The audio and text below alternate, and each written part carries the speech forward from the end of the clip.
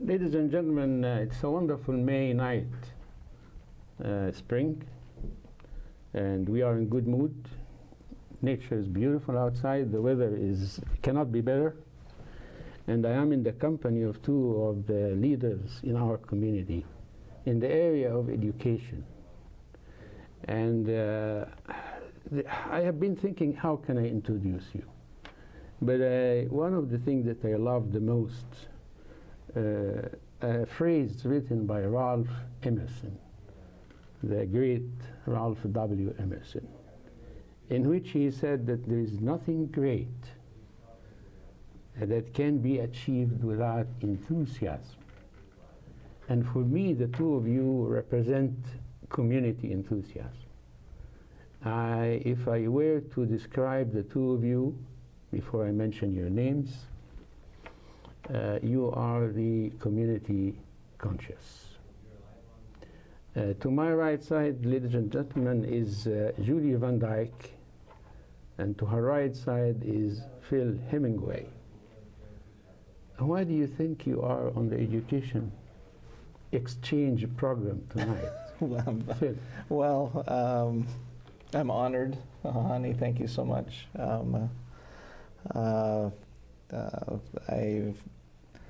I don't know if it's exactly, but I'm honored that you selected us to come in tonight, and I've known. I don't think everybody knows that we've known each other for a long time, and I'm very honored to be selected by you, one of my heroes. My question is why? Why? Other than the friendship, you know, because why? I have. Well, both of us have been active with goings-ons in the district, and hopefully it's positive and it's helpful. But I'm assuming that's what you're going for. But I'm honored to be here with you. And Julie can tell me and our audience, why do you think John Karhoff, Mike Peterson, and I thought about you and Phil as guests tonight? Because we're terriers. That's a nice way of putting it. Can you explain it? But also because, I mean, I think Phil and I are both more concerned about the entire district view than we are about any of our particular, personal causes or schools, and that we've done our very, very best to hold the district to the standards that it should hold itself to. And when it hasn't been, we've been courageous and vocal at personal cost to do everything that we can to make things right. And we both worked very, very hard at it. Not always working together on the same things, but always with a great deal of respect for each other. And for you too. Well, Phil, you and Judy ran for the public position, volunteer, I have to say volunteer, because you don't get paid to be on the Board of Education. And you both ran to be members of the Board of Education. And you had your, let us say, platform published. You talked about it. And it was in many eyes positive, in some eyes it was negative. And the same applies to you. And you both succeeded to get good amount of votes in the district, but you didn't make it to the final stage. Regardless of that, you never lost your enthusiasm or your readiness, your willingness to volunteer and give as much as you can from your own time and tears and the time that you devote for your house, your kids, and you volunteered to go every single night to the Board of Education and speak there. Each one of you was carrying a huge folder like that, and you stand on the podium and you open and I say, oh my God, this is going to take like forever. But you have these bullets, 1, 2, 3, 4, and you attract all the attention of the audience, and then you go take your seats politely and with decency. This role is kind of a noble role. I mean, the person who's ready to do that is a very giving person by nature. How did you maintain this throughout the whole year, since August, when you didn't make it to the board, till now, and next week, and the week after when the school ends? Well, I think that it would be so much easier if we had just started in August, but Philip and I have been attending the school board meetings and speaking at them and being active for 3 years now. And he does a great deal of volunteer work with the school that his daughter attends, as I do with my sons too. So we were already active. But it's, as you said, conscience. We see things that are not true, are not fair, are not right, and it bothers us so that we can't be quiet about it until it's fixed. I had a long question, but I don't think I was very clear, because my point was, if you don't succeed, you just get turned off. Mm-hmm. I mean, if I were you, yeah, I know that you have been more than 3 years on the podium, speaking on behalf of the audience, and on behalf of the parents, and on behalf of the consumers. The kids. The consumers, but when this kind of change happened in August, if I were you in your shoes, I would not go. I'm not show up there. It needs a lot of courage, a lot of perseverance, a lot of determination to say, I don't care where I'm sitting, on this beautiful table or in this little podium here, as long as my message is going through. And that's why I think you are heroes, because you have this kind of determination to continue despite the little disappointment. Well, I think hero's pretty strong, Hani, but definitely it's a gut punch when you lose, and it kind of deflates you a little bit.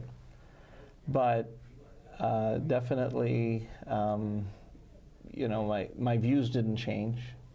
And I've always kind of felt when I go to the board meetings that there are views and representations of the community that just aren't heard. And by not going to the meeting would just mean that those voices get silenced. And a good friend of mine during the campaign came up with the term, the wisdom of silence. And many times at board meetings, nothing is said, and they feel we're very wise and we're noble because we don't discuss these things. Nodding their heads. Right, exactly. And by not raising a question, somehow everything is fine, and ignoring problems makes them go away. It doesn't.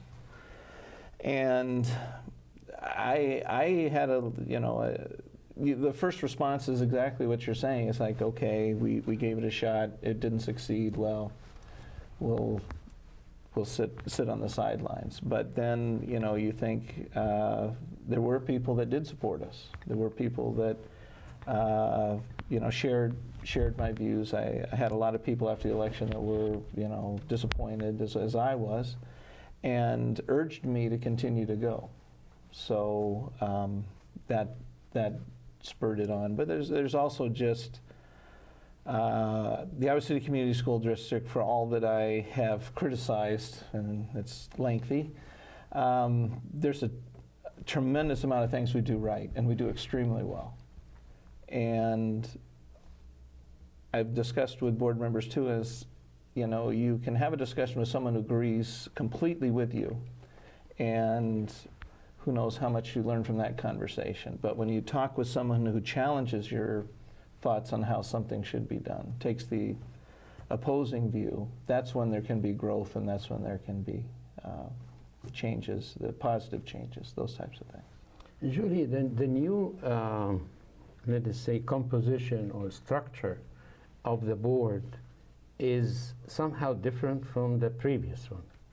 There is new blood, new ideas, new approaches, New courage. new courage. I would like you, without like,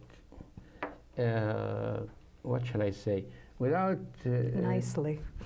no, what I want to say is like being objective as much as you can, because those people were competing with you. I mean, I would like you to impartial and evaluate the new members. Do you think that they are doing the role that you would have done if you were in their place? There's a lot of answers to that question. I want to hear some of them. And my friends here who are looking at us now would like to. Well, many of the board members that were on previously had been repeat terms and had, identified with certain decisions over time in the district and were kind of wedded to the past. And what we have right now is, people who are brand new to the board, really, really new. And so they're not tied to choices in the past. They don't have anything to cover. They don't have anything to lose. They have a different investment than someone who's coming back who's already made votes that they may or may not, and voted and said things they may or may not regret.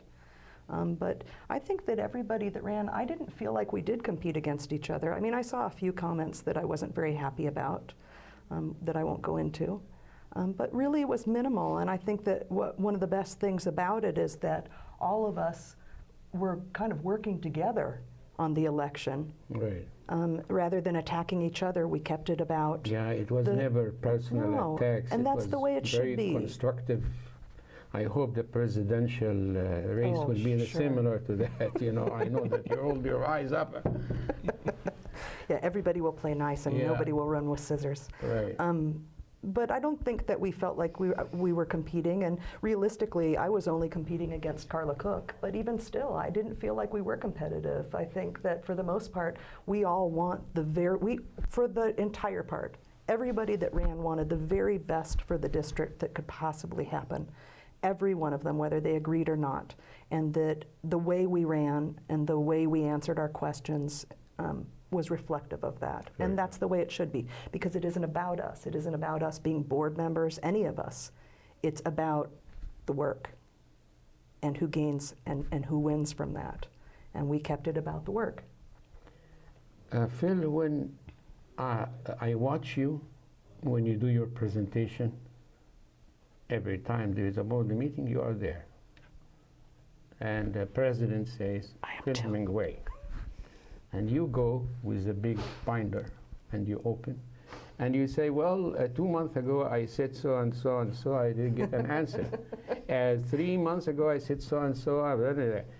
Do you get any feedback? I mean, I would like you to tell me how they answer you. Because we never see your impact on the decision making. Right. With the past board, essentially anything that was verbalized wasn't necessarily even responded to. It was the type of a thing that until I had a email or a correspondence trail, anything that I said verbally could just be not acted upon. But when, in one instance, a quality care contract, which is always stuck in my side, it's $600,000, it's substantial, it's a lot of money. It took over a year of talking about it, getting emails, getting partial answers, redefining answers. They'll make you dance on the head of a pin, too. Sometimes you have to redefine your question. What's the total amount of the contract? Well, specifically, the total amount of money paid to this company in a 12-month period, those types of things. And it was fighting, and they would want to modify the question in the answer. So they didn't want to answer how much they paid. They said what the contract was for, which are two different things, because some things are in excess of the contract. So, and in all honesty, some answers have not been received. But you just have to be persistent. Yeah, Julie knows that you just have to keep doing it. And I think I might have surprised them with the fact that I kept asking the same questions. And then I think that's when, in the past board, that they even tried to modify open discussion and citizens' participation because they didn't like the fact that I was continually bringing these questions up. Phil, that's not done. They're still fighting it. Well, I'm holding off judgment on the new guys a little bit, but definitely it's to get the answers, and Ed Stone would be another one to ask. How do you get responses to your questions? Sometimes it takes 932 emails, type of a thing. My question to you is, again, put you in the position of judgmental a little bit, but if you don't like the question, you can just skip it or pass it. I know that you were critical, very, very critical of the previous administration structure and the decision-making process. This time, I see you more friendly with the new administration. Can you explain to me why is that? I'm not sure I understand. Are you speaking of relations and rapport with the board members, or the administration, or all of the above? Well, the board member was my question to Phil. You are talking about the administration. I truly believe that the people that are there really have their hearts in the right place. I don't think they're always making the best choices, and I'm going to be vocal about it when I don't. But I think they've made a lot of good choices, and I most specifically am thankful for the Senezi audit, because the previous board would not listen to Murley when he was trying to tell them that there were problems. They didn't. I mean, I have a Freedom of Information request. You're talking about Stephen Murley, our superintendent. Superintendent Murley. Yeah. And he pushed and pushed and got that audit. And many of us in the community worked closely with the auditors, and the auditors were very thorough themselves and have a great deal of expertise. And I feel like he's bringing about change. I feel like he's bringing on most of the right kind of people. I think there are a few changes yet that still need to be made, but I won't say them. But I think that I really think he's more independent. I felt like Pluggy, in watching him over time, was pretty much willing to do whatever the board wanted of him and told him to do. And I honestly feel that Murley, while he's always trying to please the board, of course, they're his bosses, at the same time, I think that he holds the best, the best interests of the district and the kids above even that. And I don't feel that was the case before. Well, the most impressive thing about Steve when he first came here, and I remember seeing him the first day he arrived, he was very straightforward. And he, when he came from where he was under attack, a very unjust attack. He still is. They're still at it. Yeah, and he really didn't care. He was explaining to me that what I think right should be voiced, should be told, whatever the price is. I don't care, as long as I'm doing what I believe is the right thing to do, and that's important for the leadership to happen. And I like the fact that you say that he's trying to balance the power there between the board and the parents and all that. I think he puts the the top goals above everything else. I really do. Phil Hemingway, when we first met, that was in the early 80s. No, early 80s, yeah, 1980. Mhm. 1980. And I came to join I make you a little older here, but we both are in our 20s, and Exactly. everybody knows We're that. pups. Yeah. My kids know that I'm 21. So in 1980, and your home was the first American home I ever visited in my life. Really? Yes. Wow. And the first American-made meal I ate was the one that his mom, his late mom, the great John Hemingway, made for us, the writers of the Writers' Workshop. A wonderful woman, exceptional lady. She passed away 2 years ago. The gap she left will never be filled, never be filled. So anyway, I knew Phil at the beginning as a political scientist and as a historian and as an agricultural expert, and then he traveled to the world. You know, he went to Soviet Union. That was before it became Russia. Yeah. Was the Cold War, and he was the first American agricultural expert to be in the Soviet Union, telling them what to do.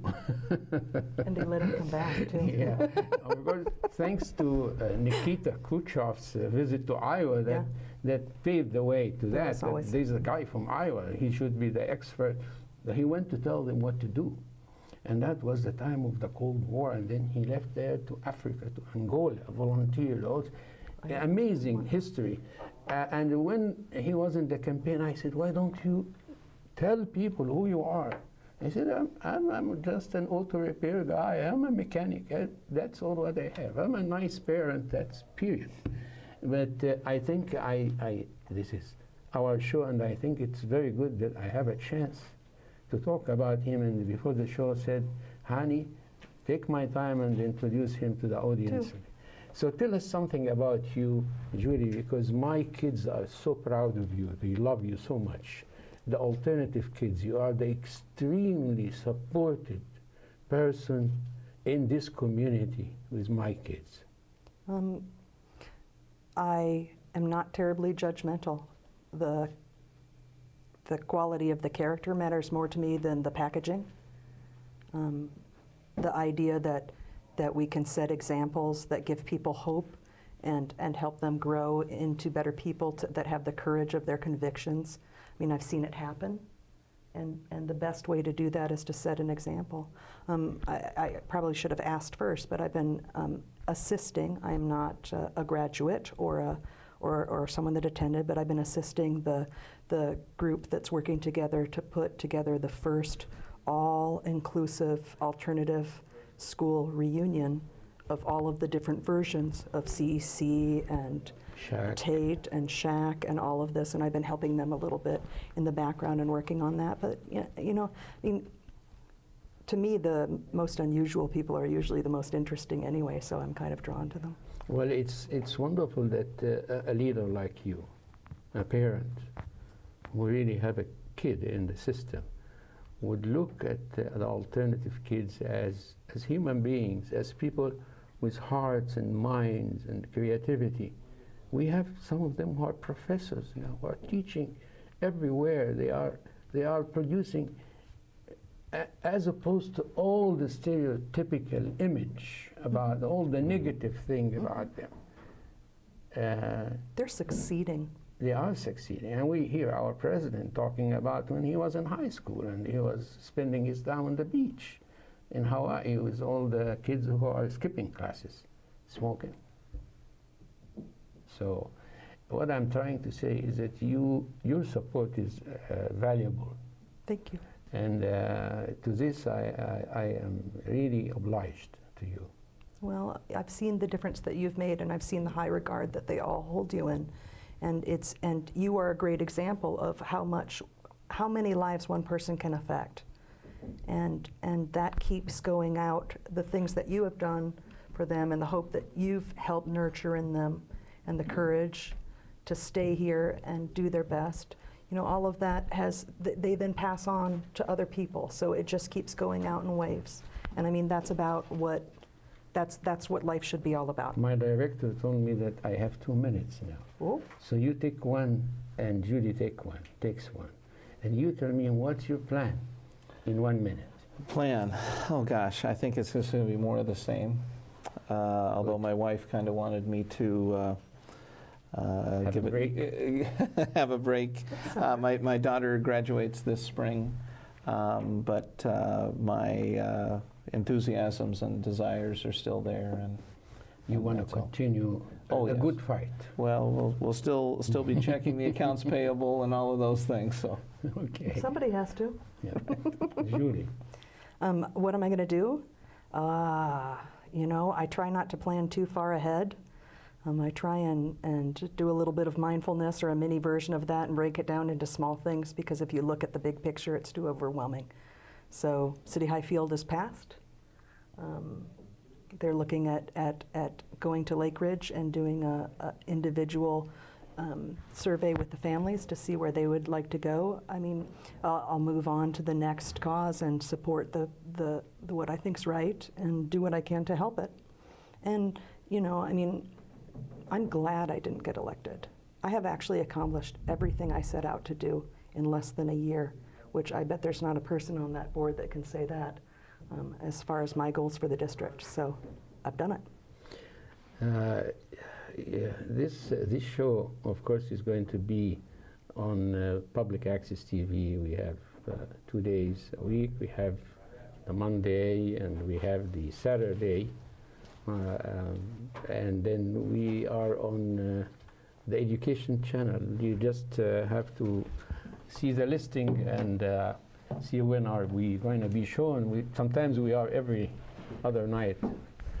And of course on YouTube, we are there. It's valuable. Probably for you tomorrow too. we'll be on YouTube. Yeah. So we are proud, so proud of you.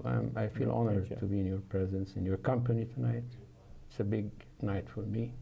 It's And our we are honor. celebrating your courage, Well, your ability to voice your opinion, and your perseverance and determination.